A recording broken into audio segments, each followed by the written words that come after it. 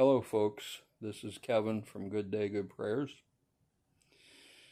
Part of the problem that the Alliance had during 2017 when President Trump came into office, the man who was going out said in a statement long before he left office that he was going to build a second military as strong as the first military.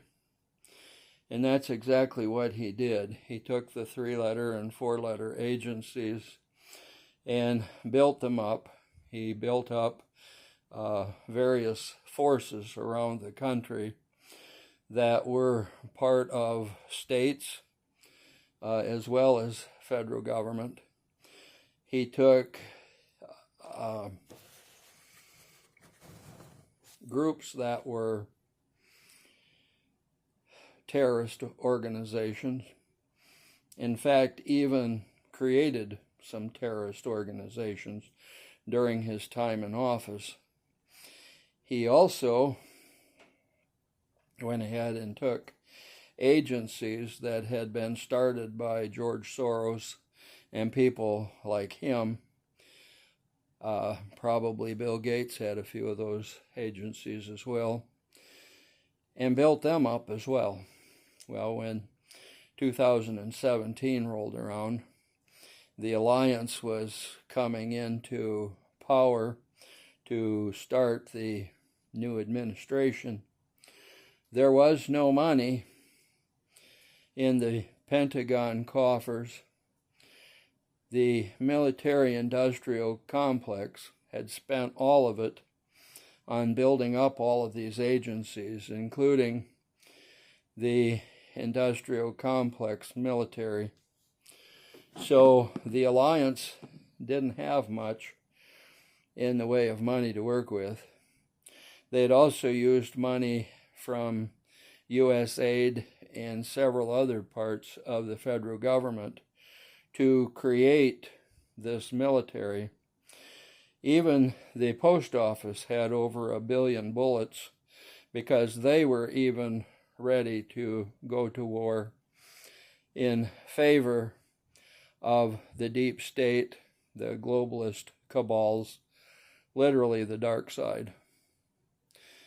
And so the Trump administration in the beginning didn't have a lot that they could go on because their military was not going to be able to be supplied. Now, the military that was following the Trump administration and the military alliance was roughly about 70% of the military. The other 20 or 30% was on the dark side. Many of them were on the dark side because of the fact that they were getting paid to be on that side.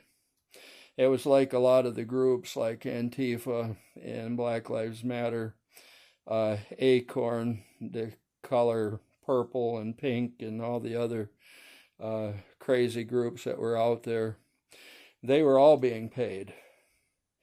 And there were people who were on the side of the Alliance that were actually being offered a lot of money to go to the dark side. And unfortunately, there were a lot of us that were offered that money.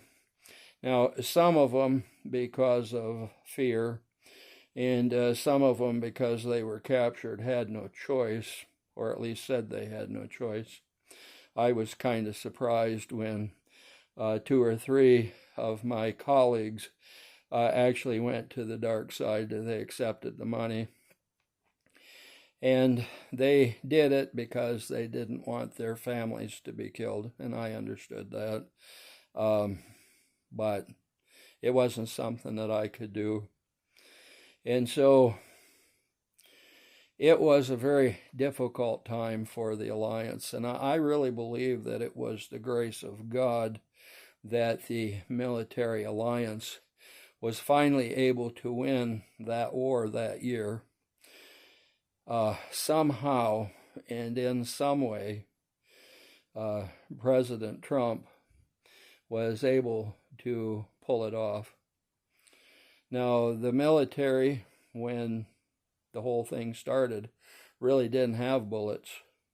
All of the bullets belonged, like I said, to places like the post office, the ATF, the CIA, the FBI, the NSA, and so on. Those were the organizations that had the bullets. They had a lot of the weapons. In fact, a lot of the weapons that had been controlled by the Pentagon actually went to the dark side. And the 70 or 75% of the military that was willing to work with the alliance ultimately didn't have much to go on. And so it was a very difficult time. But just like we saw in a couple of videos ago, the Israelites were attacked as soon as they were declared a nation, and with pitchforks and shovels and axes and a few broken down guns, they were able to defeat the enemy.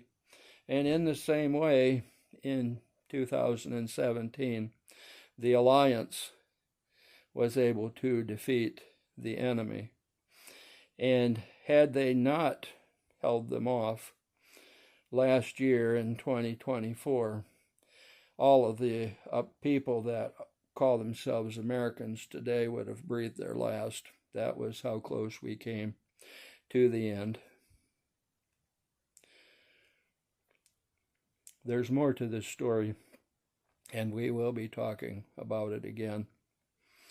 Remember to like and to subscribe.